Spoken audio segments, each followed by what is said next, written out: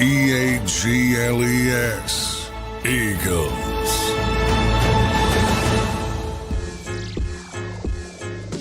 Welcome back in, everybody, to the JAKIB Postgame Show. The Philadelphia Eagles are Super Bowl bound for the second time in 3 years. We're now set to be joined by John McMullen, host of Birds 365 and the #1 Eagles beat reporter in town. Before I do that, real quick, I do want to give a big thanks to T-Bone for the big $100 super chat toward the giveaway fund again. T-Bone, thank you, brother. I appreciate it. Just huge. You guys have officially set the record for the most super chats we've ever gotten. So, the Birds are going to the Super Bowl, and you can tell the people are fired up. I love it. Appreciate you, T-Bone. Appreciate you, everybody in the chat. Let's go to our man, John McMullen, joining us live now from Lincoln Financial Field. Johnny Mac, welcome into the postgame show, brother. The Eagles are going to the Super Bowl for the second time in 3 years, Johnny Mac. Yeah, pretty impressive performance as well. Arguably their best performance of the season, I would say it was. I mean, certainly offensively, putting up 55 points, setting the record for most points in a championship game. NFC was 49 in 2015 by Carolina, 51 by Buffalo, which Nick Sirianni just reminded me. I was telling him what the NFC's record was, but he's a big fan of Frank Reich, obviously, so he knew the AFC record was 51. 55 points to put up in this kind of atmosphere. And I this is the third championship game in 8 years in Philadelphia. 38-7, 31-7, 55-23. The NFC better, figure out how to make sure this game isn't in Philadelphia because they're not winning this game in Philadelphia. Hey, John, that defense, man, I'll tell you, the defense, the O-line, I know the guys were great. Hertz had a great game. Saquon was great. AJ, all the stars showed up. Goddard showed up. But, boy, I said this, you can go back in the history of offensive linemen. You can go with Dante Scarnacchi. You can talk about Alex Gibbs. You could talk about Mike Munchak, Larry Bechtel. You can go down the line with Howard Mudd. Boy, I'll tell you, man, every single time that Jeff Stoutland put someone in there, no matter what the situation, and they gutted that out, the way they gutted that out by moving the guard centers around, and they still ran for 230 yards. Unbelievable job of coaching, preparation, staying to what you guys are, the identity of the team. Play action was open for Hertz. Everyone showed up, but John, that guy's got to go down as one of the greatest offensive line coaches in pro football history for what he's developed and what he's continuing to develop, because the story of the year has been that O-line, and they just beat the hell out of the Commanders, man. I thought a white flag was going to be raised, John, on how bad they beat them up. It should have been. Well, except for Jaden Daniels, who, showed up and is a phenomenal football player, but the rest of that Washington team shouldn't be here. They got elevated by superstar rookie quarterback. But, I talked about it all week on Birds 365 for Xander. I mean, if you went back to – people forget that Minnesota team was really good. That San Francisco team was really good. I didn't feel like this team was on that level, and the Eagles blew out those two teams. Circumstances always a little bit crazy when you have a blowout, but this one they were just so much better. I mean, they could do anything they want on offense, anything, at any point. I look at two key aspects of the game on the first drive, which was pretty impressive. 18-play drive for Washington. They ended up with a field goal. They went for it on 4th down twice, and then they kick a field goal at 4th and 3 from the 16-yard line. I know. I'm like, what are you doing, dude? What are you doing? And that's in the moment. And I said, yeah, I think that's a mistake. And then the Eagles get the ball back. First offensive play of the game, Saquon goes 60 yards for a touchdown. They never led again. Xander can tell you too, Dan. I said all week, if you're on the road against a more talented opponent, you got to do some things to try to steal that game. You got to try to win that game. With the fake punt, and they went for it a bunch of times. Yeah, they did. But at that point, it was a little bit too late. You're down 14-3, and then you're really in desperation mode. This team had to play from the lead. They could, 3 points. All right, to take the points crowd was happy for 10 seconds. You're not beating Philly with field goals. No, you're not beating Philly with field goals.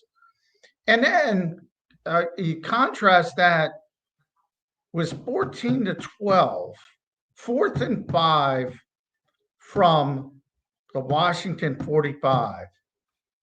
Nick Sirianni could have flipped the field, could have punted, could have pinned him back, said, nope, let's run a go route to A.J. Brown. It was about 31 yards. And that set off about in 80, 90, whatever it was, span where Washington completely fell apart. The Eagles went in for the touchdown. Then he had the kickoff, fumble, touchdown again. Game was essentially over at that point. But in that minute and a half of game time, it was about 80 seconds of game time, Washington not only allowed 2 touchdowns, they fumbled the football. They had 3 penalties, a 16-yard pass interference on 3rd and 13 in the end zone that set the Eagles up for a touchdown, and 2 unnecessary roughness penalties where they just lost composure. And that was the football game. The convert that can, those 2 4th down plays really emphasized this football game. Hey, John, when the team was 2-2, do you think, go back and think when they were 2-2 and they had a ton of turnovers, and then they ended up kind of transforming their team and where they are now. Did you really envision that they'd be here in this? It's hindsight to look back now, but 2-2, man, quarterback wasn't playing well. He had a lot of turnovers in the game. He was playing all right. Barkley hadn't really been established, and they go into that bye after getting murdered by the Bucs down in Tampa, and they come out and they go on this run here, man. I mean, did you really see this? Especially with that defense that this team, I mean, Vic Fangio didn't even know. He said week 12, I'll know what we're looking at here. John Bond and all these guys, the obviously arrival of Nolan Smith now. I mean, that was a huge game he had today. Did you see that? Did you feel it was this? No, but more, it wasn't about the first 4 games of the season. I've said it pretty consistently. I actually think they overreacted to the first 4 games of the season because AJ didn't play in 3 of them. And you mentioned that Tampa game. In that game, they didn't have AJ Brown, they didn't have Devontae Smith or Lane Johnson. They didn't have all 3 of them. So I'm sitting there going, I expected them to lose that game. But really coming off of last year, and the part you bring up with Vic, no, I had no idea this was going to be the number 1 defense in the NFL. That week, it wasn't about the first 4 weeks of the season. It was about last season, how they finished up. And then, you point, there's 3 things. You've mentioned 2 of them already: the offensive line, the defense, and then Saquon Barkley. The difference making of Saquon Barkley, like I said, this offensive line, this has been the best running team in the NFL since 2021. And they were a great running team with Miles Sanders. They were a great running team with DeAndre Swift. They were already great. He took them to another level with the ability. You saw the play today. Like that little sort of misdirection, you got the crackback, that probably goes for 20, 30 yards if it's Miles Sanders, if it's DeAndre Swift. Big play. You still got to finish. You got to finish a drive. You got to go 30 more yards or whatever. Saquon spin move makes 2 people miss, touchdown. That I think is a big difference to have that kind of home run hitter. And you married that up. Now, today is what the Eagles envisioned the entire season, which was all right, if you want to try to stop Saquon, we're going to throw the ball. If you want to try to play too high and bracket Devontae and AJ, we'll just run it down your throat. Today, they did everything. Jaylen Herz talked all week about the banged up knees, playing with the brace on his knee, still looked pretty mobile, but he was throwing the football with conviction. Yes. When he throws the ball with conviction, this is the best team in the NFL, and that's what happened today. So if they show up in New Orleans 2 weeks from today and they play like they did today, they're going to win the Super Bowl. I don't care who wins this game. Yeah, Kansas City and Buffalo. Yeah, and right now, Buffalo just got another big touchdown before halftime. So it's 21-17 in that game, and we'll keep you posted. John, I want to ask you, a little bit more of a broad question on the two lightning rods, I guess you could call them, of the Philadelphia Eagles, and that's Nick Sirianni and Jaylen Herz. They're maybe two of the most talked about and debated guys in the NFL world. What does this win today? What does this win today, two-time now NFC champions in 3 years, what does it mean for their coaching staff and for Jaylen Herz as a player? Yeah, I mean, they're already, that's up to individuals outside the building. From the standpoint of, I guess everybody wants accolades at some level, but for this particular team, nobody's won at a more consistent level over the past 4 years, with the exception of Kansas City. And that's the Nick Sirianni, Jaylen Herz era. So, I mean, from their standpoint, 2 Super Bowls, 4 playoff appearances. I do think if they finally win one, that'll put a stamp on things. I think people inside the building understand what they've been able to accomplish. It's not easy to win in this league. And again, other than Patrick Mahomes and Andy Reid, nobody's won at the level of the Philadelphia Eagles in this era of football. So I do think there's a little, whatever word you want to use to describe it, entitlement, whatever. When you win this much, you expect to win every week. What more could you ask for if you're an Eagles fan? I don't know. Other than, obviously, the Ricky Bobby rules apply.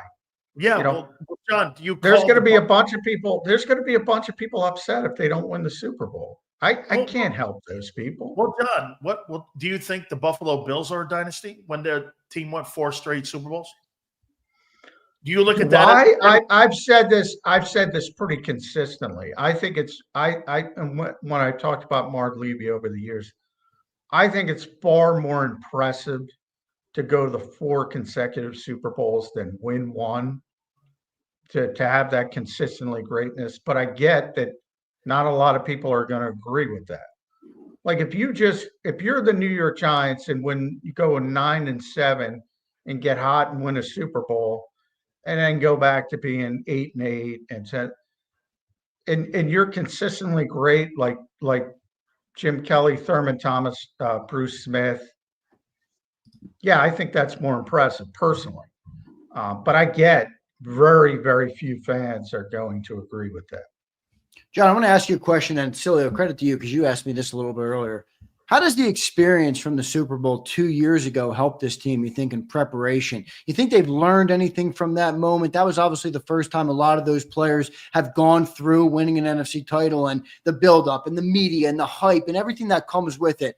What do you think they've learned, or what do you think that experience does for them the second time around here?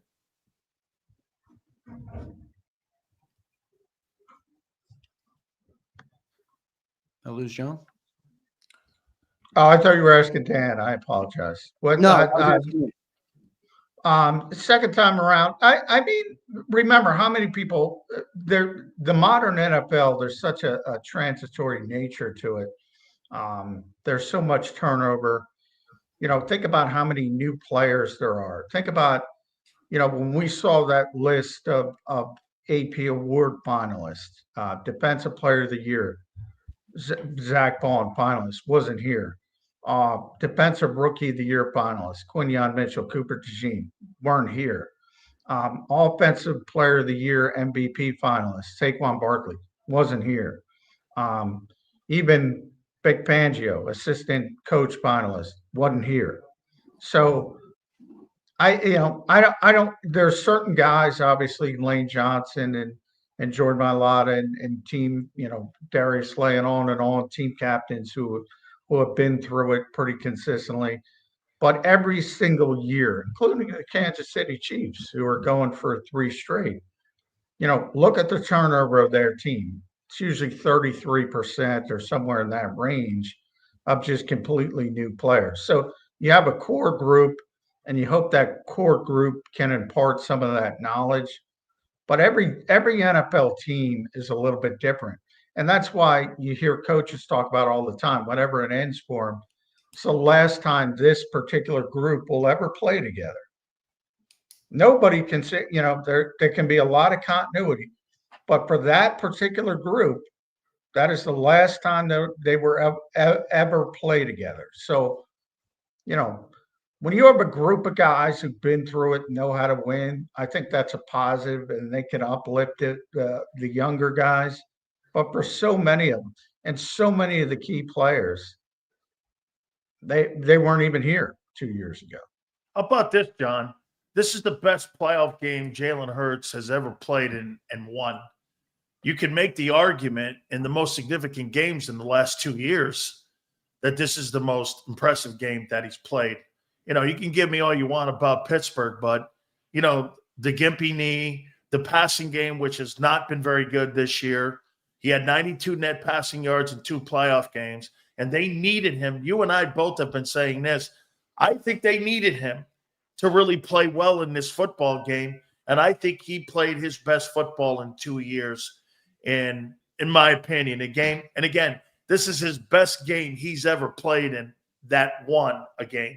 So, it's the best he's looked in possibly 2 years here. Do you agree with that? Yeah, certainly the only other game you could argue with, you just mentioned Pittsburgh this year, certainly his best game this year. And considering the stakes, certainly I would put maybe this game above Pittsburgh.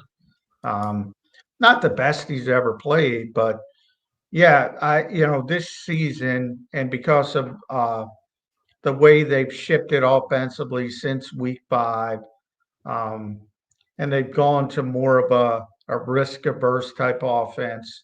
This is the most, and I'll say it again, I'll use the word conviction. This is the most convicted he has been throwing the ball.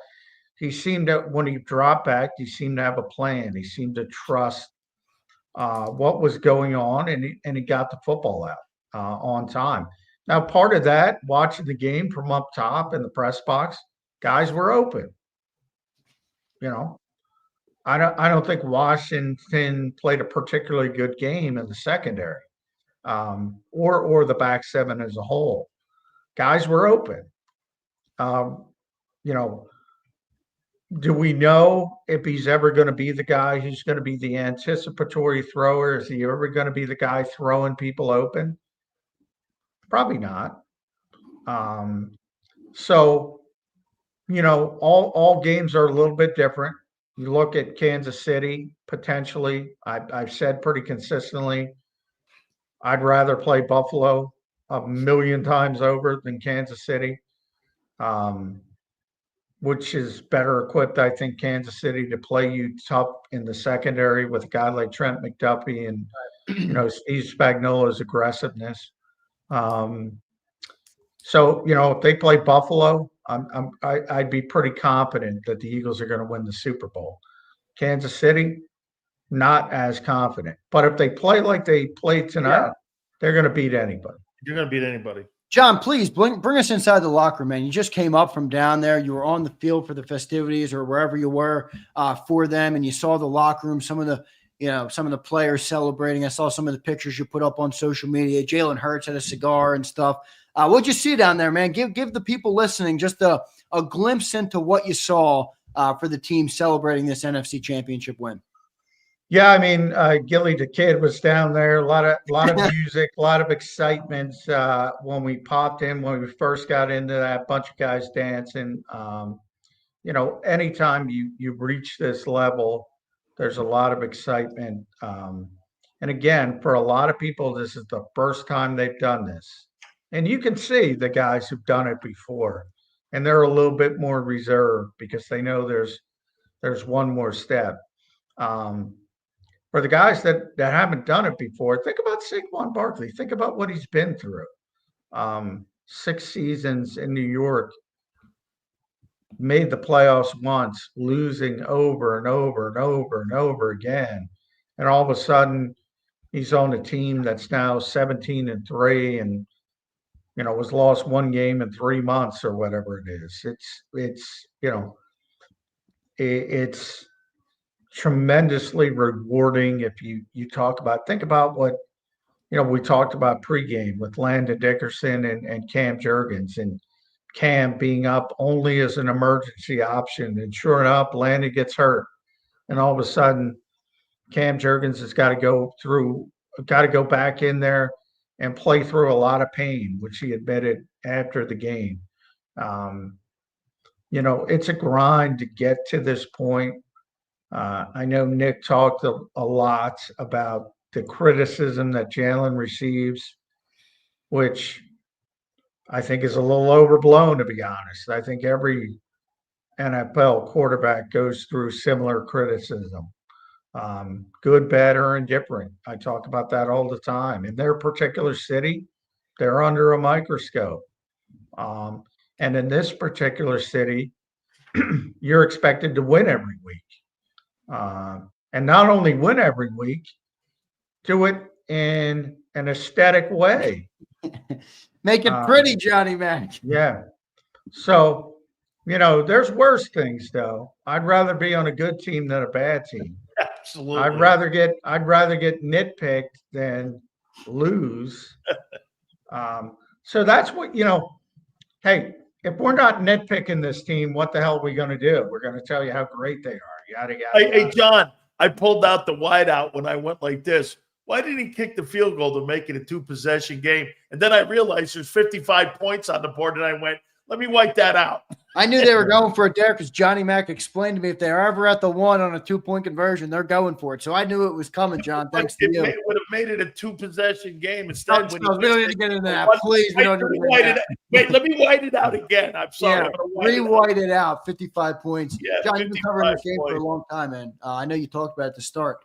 You ever seen a dominating performance like this in such a high-stakes game? I mean, 55 freaking points, Johnny Mac. If you told me that on Friday, I would have called you nuts. Well, I would have never said 55 points, but again, 2017, so 2018 NFC Championship game, 38-7. 2023 NFC Championship game, 31-7. Yeah, I've seen dominant performances like this, especially in this stage. The NFC better figure something out, because if they keep coming to Philadelphia, they're going to keep losing conference championship games. Yeah, no, it's a very difficult place to play. I'm watching the first drive, and I'm like I said, I'm tweeting along. I'm impressed by Dan Quinn. He's going right away, fourth down again. He goes, he gets them both. And then at the 16-yard line, he goes, I'm going to take the points. Like I'm looking at myself like, you just went for it twice, and you're going to take 3 points against this team. And sure enough, it bit him in the you-know-what. Hey, Yeah, John, didn't it look on the sidelines when Barkley gets that first carry that all of a sudden everyone on the Commander sidelines, he just went like this. I could have swore I saw people lose their breath. They just go, you know how you're all jacked up, and all of a sudden you look over and you're like, did that guy go 65 yards on us on the first play? That takes the air out of your sails, man. Well, I said at the time, think about it. You're grinding for 18 plays. Yeah, 54 to get 54 yards. over 7 minutes. Yeah. And it's going exactly the plan. You're shortening the game. You have a chance to go up 7-0, a chance to play with the lead, not a field goal lead. 18 plays, 54 yards. And the Eagles get the ball, first play, 60 yards, touchdown. Commanders never led again. Never led again. Johnny Mac, last question for me, man. We appreciate you doing it, being down there for a historic NFC title game today. If you're Nick Sirianni, what's your message to the team for the next 2 weeks as they now prep for Super Bowl 59? Yeah, Nick was asked about his message to the team. He's always asked about it. And you know, he said, I'm not, he wasn't worried. Today was the day for celebration. You have a little bit of extra time, but you know, he's been pretty consistent. It's about us, not about them. Whoever it is, Buffalo, Kansas City. If the Eagles, and what he means by that, if the Eagles play like they did tonight, they're going to win the football game. So if they don't turn the ball over, if they play at this level, it's outrageous. Typically, when they don't turn the ball over, they win. Here they didn't turn the ball over, and they were really clicking offensively. Now, again, being here live, and maybe you don't get to see it on the TV version. The Washington secondary was not good today, so it's sort of like a combination. And if you let guys run open, you're going to look bad against the Philadelphia Eagles. I'm pretty sure Trent McDuffie's not going to let people run open. Not positive, he's a human being, but I think it's going to be a little bit tougher. And with Buffalo, though, I mean, Buffalo, you got to worry about the offense and Josh Allen. I don't like that matchup from an AFC standpoint. Kansas City and Philadelphia, I think, will be a better game. Even though I'd probably rather see Buffalo Philadelphia because I'd like to see something different. But, you know, Kansas City Philadelphia probably be the better game.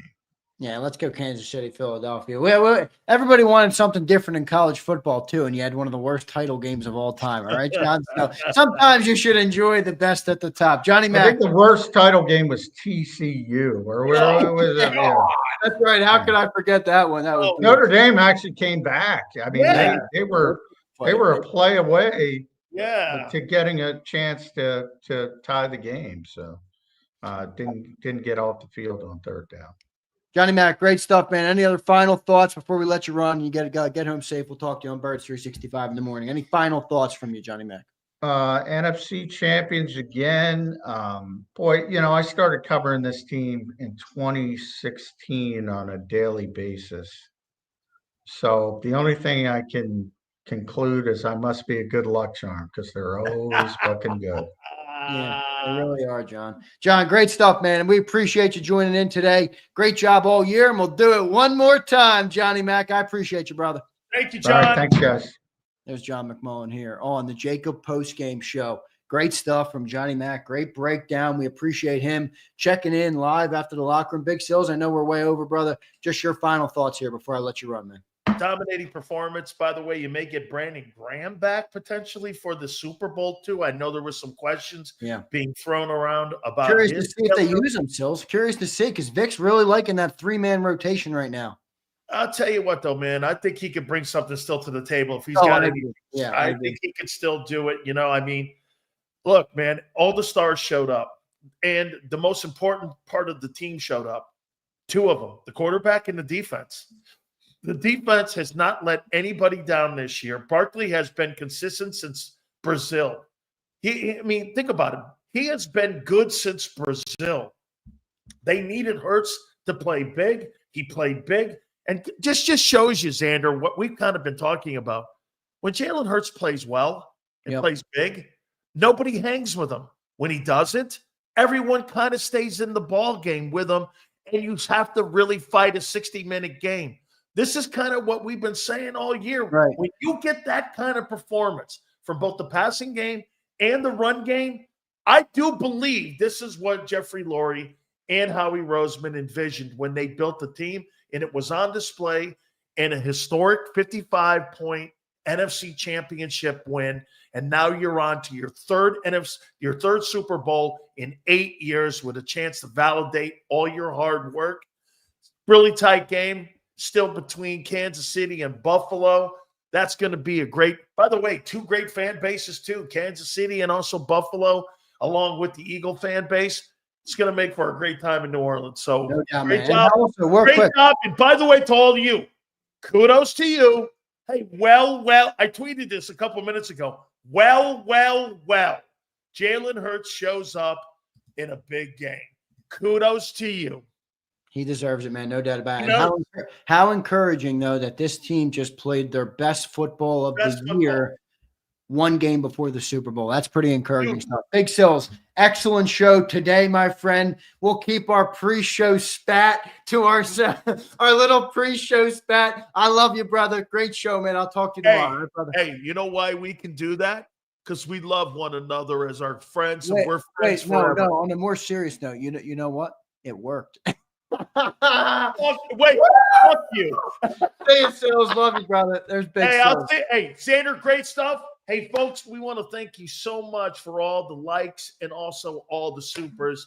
You guys keep it going, and I appreciate you guys. 2 to 6, Angelo's going to eat a lot with me also at 3:30. Your pop was like this. Get Angelo's ass on. Angelo goes, I can only take an ass beating once a week. That's all I'm going to take. So that's going to be on Monday.